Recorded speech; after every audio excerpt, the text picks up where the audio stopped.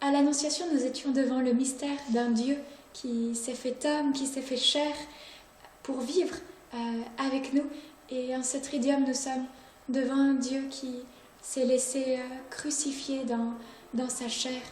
Et s'il a accepté d'être porté dans les bras de la Vierge Marie, tout petit, eh bien, il a accepté aussi d'être dépendant des hommes en se laissant porter par d'autres bras, ceux de la croix. Et tout cela pour nous étreindre de son amour, de sa tendresse, nous révéler sa présence. Et bien dans l'épreuve, il nous dit mais à chacun, mais ne crains pas, je suis là avec toi. Eh bien, la recevons à la croix, la compassion de Dieu dans nos vies. Et à la croix aussi recevons la Vierge Marie comme mère. Jésus a dit à Jean, mais voici ta mère. Et si il donne sa mère à Jean, eh bien c'est qu'il en connaît la valeur. Il connaît le soutien d'une mère quand on vit une épreuve. Et bien recevons en ce samedi saint la Vierge Marie comme mère, comme soutien.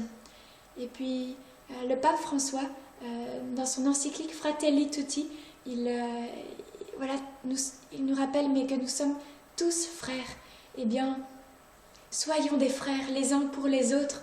Et aussi quand on vit une croix, eh bien, soutenons-nous.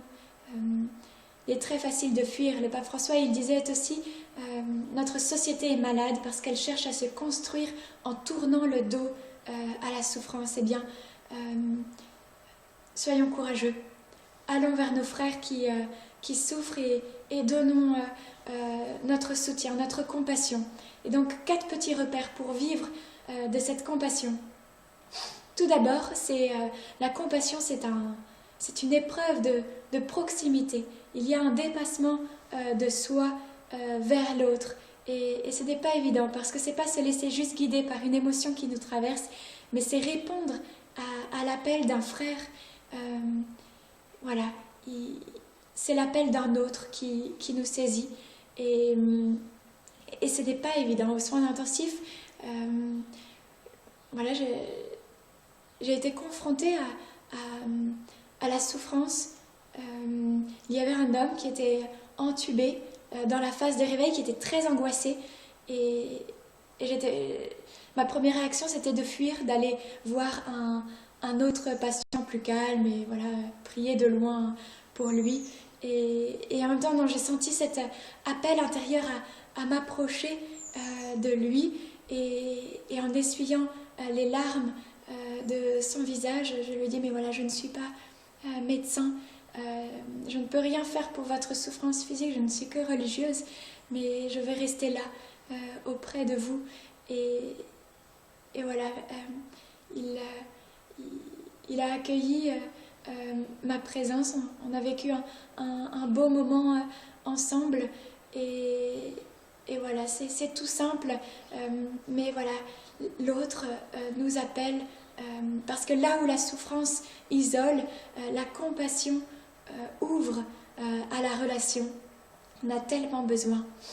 Et la compassion, si c'est un appel de l'autre, c'est aussi pour nous-mêmes un accueil, voilà, sans attente, sans jugement de l'autre. Ce n'est pas dire à l'autre ça va aller, t'inquiète,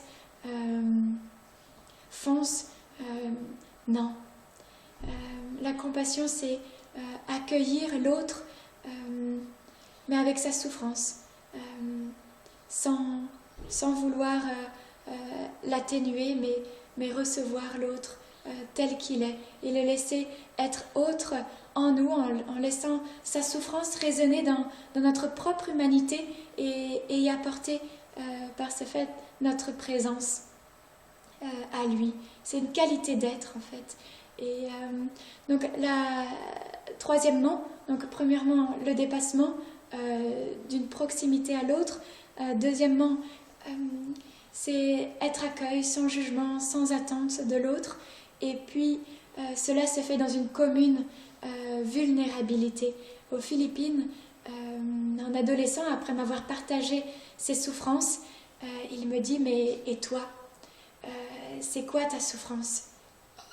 J'étais désarçonnée, je ne savais quoi répondre et j'ai compris que si je voulais être compatissante, eh bien, il fallait que je considère l'autre non comme l'objet de ma compassion, mais comme sujet aussi capable de me donner de la compassion.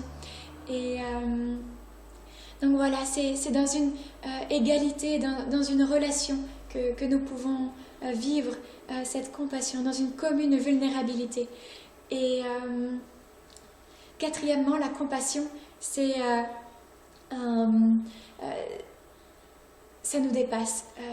On révèle une compassion. C'est la compassion de Dieu. Jésus nous l'avait dit, soyez compatissants comme votre Père est compatissant. Et ça peut être rassurant parce que nous sommes qu'humains. Dieu seul sauve, Dieu seul est compatissant et nous sommes qu'un reflet imparfait. Mais n'ayons pas peur quand même d'être ce reflet avec nos imperfections.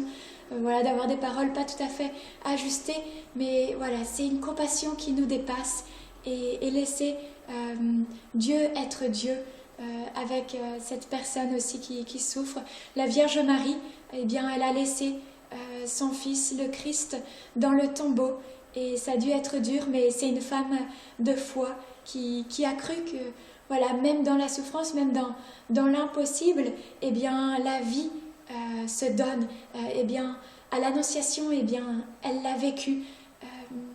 L'ange lui a annoncé une parole, eh bien, elle a cru. Elle a cru en l'impossible, que la vie pouvait se donner. Eh bien, là, au tombeau, eh bien, elle croit encore que, eh bien, la vie se donne, va se donner, parce qu'elle s'est donnée, elle se donne et elle va continuer de se donner, même si apparemment c'est impossible. Eh bien, croyons en nos vies dans ces lieux où on se dit, mais voilà, peut-être c'est impossible, voilà, une souffrance trop dure, eh bien, voilà, avec la Vierge Marie, avec son soutien, le soutien de nos frères et sœurs dans la foi, eh bien, croyons que la vie va se donner, parce qu'elle s'est donnée et qu'elle continue de se donner. Le pape François, il nous disait, mais voilà, dans des choix qui parfois sont irrévocables, eh bien, des fleurs peuvent pousser quand même d'un rocher. Et donc, soyons guetteurs de cette vie, dans celle de nos frères et aussi en nous-mêmes, de cette vie qui continue de se donner. Soyons avec la Vierge Marie, des hommes et des femmes de foi et de réconfort. Bon Triduum.